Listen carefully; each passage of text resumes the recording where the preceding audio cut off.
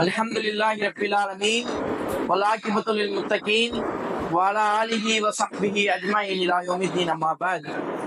அல்லாஹும்ம ரப்பி இஸ்ரஹ் லி ஸத்ரி வ யஸ்ஸிர் லி அம்ரி வஹ்லுல் உக்தத்தம் மின் லிஸானி யஃப்கஹு கௌலி. ரப்பி ஸித்னி இல்மா. விண்ணை படைத்து விண்ணிலே விண்மீன்களை படைத்து மண்ணை படைத்து மண்ணிலே மனிதர்களை படைத்து மேலும் ரசிக்கின்ற மனிதனுக்கும் ருசிக்கின்ற உணவை கொடுத்து அதனை பார்த்து ரசிக்கின்ற ரப்பாகி அல்லாஹ் ஒருவனுக்கே புகழடித்து முடித்தாரமாக.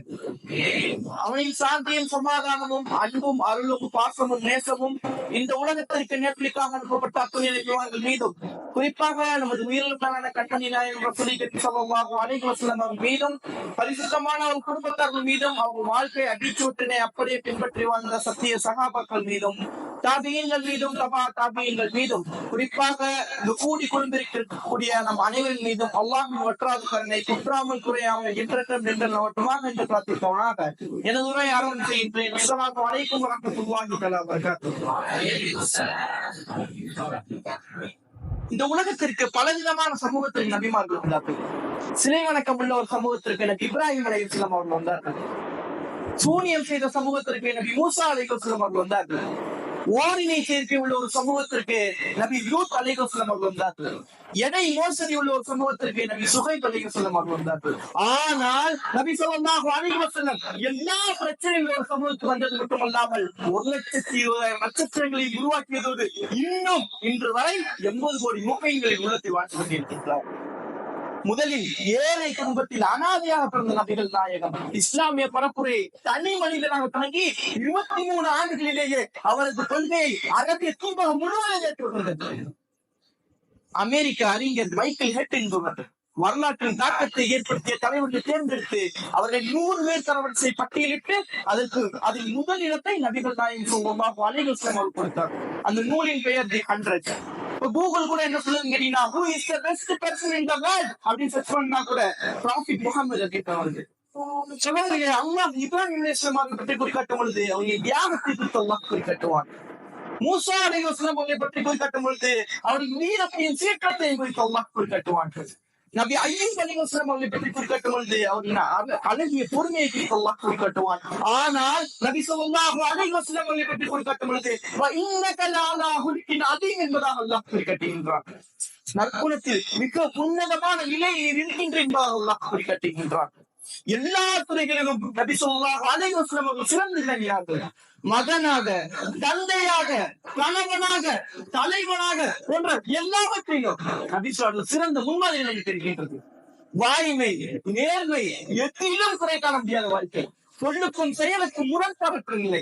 பணிவு, எளிமை, கனிவு, வீரம் தோழர்களை அரங்கு சென்ற பங்கு. அடிக்கட்டு மக்களை நேசித்த விதம், எப்பொழுதும் புன்னகைத்தவன் முகம், அறிவு கூர்மை போன்ற எல்லாவற்றிலும் மக்களின் மனதை கவர்ந்தவர் தான் முஹம்மது ஸல்லல்லாஹு அலைஹி வஸல்லம். நபி ஸல்லல்லாஹு அலைஹி வஸல்லம் அவர்களின் வாயிலை குறித்து பார்த்தோமேயானால் நபி ஸல்லல்லாஹு அலைஹி வஸல்லம் தன்னை இறைத்தூதர் ஆவதற்கு முன்பாகவே மக்கள் அவரை வாயிலையாளர் உண்மைக்குரியவர் என்றுதான் அழைத்தார்கள். இரு தரப்பினரிலிருந்து நட்பை பெறுவது கடினம். ஒன்று நெருக்கமானவர்கள், மற்றொன்று எதிரிகள். நெருக்கமானவர்கள் ஒருவரை பெற்று நன்கு அறிந்து வைத்திருப்பார்கள்.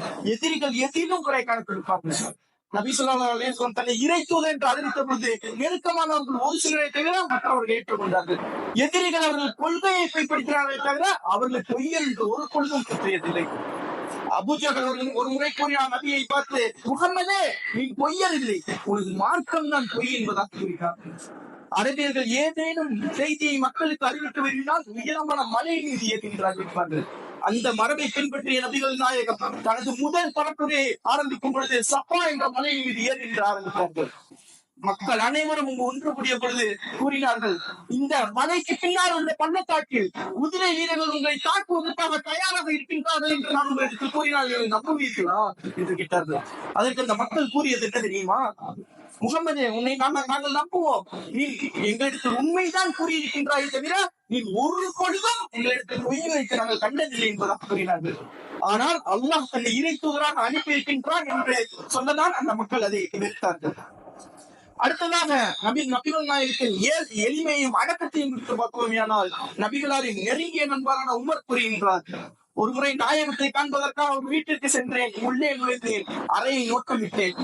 அண்ணனார் ஒரு சீனாரை மட்டும்தான் ஒதுக்கியிருந்தார். ஈச்சமர நார்களால் பிணைக்கப்பட்ட ஒரு கட்டில் தீர்க்கப்பட்டிருக்கின்றது. அருகே கோதுமைகள் மண்பாண்டங்கள் வைக்கப்பட்டிருக்கின்றது. தலைக்கு மேல தோல் பைகள் மட்டும்தான் தொங்கிக் கொண்டிருக்கின்றது. இதை தவிர அந்த வீட்டில் வேறு எதுவும் இல்லை. இதை கண்டு உமர் அலப்படையிட்டார். உமரை பார்த்து நபிகளா கேட்கின்றார், உமரே நீ அழுவதற்கு காரணம் கேட்கும் பொழுது உமர் கூறுகின்றார், இறைவனின் தூதரை எவ்வாறு அழுகி வராமல் இருக்கும்? ஈச்சமர நாரின் அழுத்தம் காரணமாக உங்கள் முதுகில் அதன் தன்னுப்புகள் தெரிகின்றது. தாங்கள் பயன்படுத்தும் அனைத்து பொருளும் பார்வையிடுகின்றது. பாரசீகர் ரோம பேரரசர்கள் சுகபோகங்களை அனுபவித்துக் கொண்டிருக்கும் பொழுது இறைவனின் தூதரான நீங்களோ இந்த மதிப்பே இல்லாத இந்த பொருட்களை மட்டும் அனுபவித்துக் கொண்டிருக்கின்ற உமர் கூறும் பொழுது உமரை பார்த்த நபி அவர்கள் கூறுகின்றார், உமரே அவர்கள் இன்பங்களை பெற்றுக் கொள்ளட்டும், நான் மறுமை வெற்றியை பெற்றுக் கொள்கின்றனர் கூறினார். நபிகளால் நினைத்திருந்தால் மன்னர்கள் பலராக அவனுக்கு கிடைத்த அனைத்தையும் மக்களுக்கு இருக்கிறார்கள். தன்னை பின்பற்றிய தொண்டர்களை சீடர்கள் என்று அழைக்காமல் தோழர்கள் என்று அழைத்தார்கள். குழந்தைகள் முதலில் அவரை சலாம் கூறுவார். எவரும் தமக்கு எதிர்த்து நின்ற மரியாதை செய்ய வேண்டாம் என்றார்கள். எவரையும் தமக்கு பின்னால் நடக்க அனுமதிக்க மாட்டார்கள். நோயாளியை விசாரிப்பதே அன்றாட நடவடிக்கையை வைத்திருந்தார்கள். தோழர்களின் இறுதி உருவத்தில் எப்பொழுதும் கலந்து கொள்வார்கள். அடிமைகள் கூட விருந்திற்கு அழைத்தால் உடனே ஏற்றுக்கொள்வார்கள். மனிதரில் சிறந்தவரே என்று அவர்களிடம் கூறப்பட்ட பொழுது மனிதனில் நான் சிறந்தவர் என்ற இறைத்துதர் இப்ராஹிம் நான் சிறந்தவர் என்று கூறினார். நாளை நடப்பதை அறிந்தவரே என்று அவரை நோக்கி கூறப்பட்ட பொழுது நாளை நடப்பதை நான் அறிய மாட்டேன், அல்லாஹ் தான் அறிவார் என்று உண்மைக்கு புறம்பாக புகழ்படுவதை கூட நபி ஸல்லல்லாஹு அலைஹி வஸல்லம் தடுத்தார்கள். தோழர்களுடன் தாமும் ஒருவராக பணியை செய்து கொள்வார்கள். இவ்வாறுதான் நபிகளாரின் வாழ்க்கை ஒவ்வொரு நாளும் அமைந்தது. ஒரு கருப்பின் மூதாட்டி ஒருவர் பள்ளியை துப்புரவு செய்வது வழக்கமாக இருந்தது.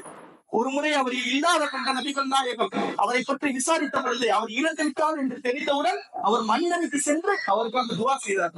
பாருங்கள், ஒரு துப்புரவு பணியாளர் கூட நபிகளால் பார்வைக்கு உயர்ந்தவர். ஏழை பணக்காரன் முயற்சி தாழ்ந்த முஸ்லிம் வந்தால் அவர் பண்ற எல்லாருக்கும் சமநிதி வழங்கினார் நபிகள் நாயகம் ஸல்லல்லாஹு அலைஹி வஸல்லம். ஒரு முறை உயர்குலத்தை சேர்ந்த பாத்திமா என்ற பெண் திருடியது நிரூபணமானது.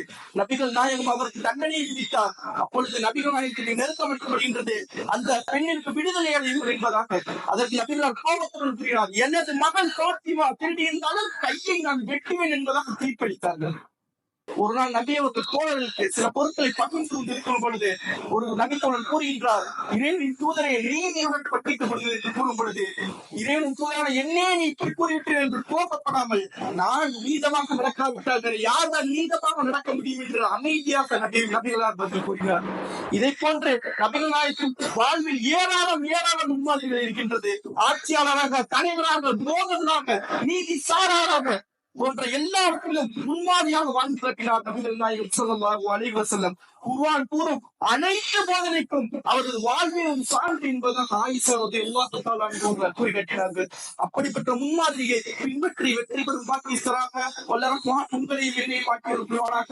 வஆஹிரு தஅவானா அல்ஹம்துலில்லாஹி ரப்பில் ஆலமீன். அஸ்ஸலாமு அலைக்கும் வரஹ்மத்துல்லாஹி வபரகாத்துஹு.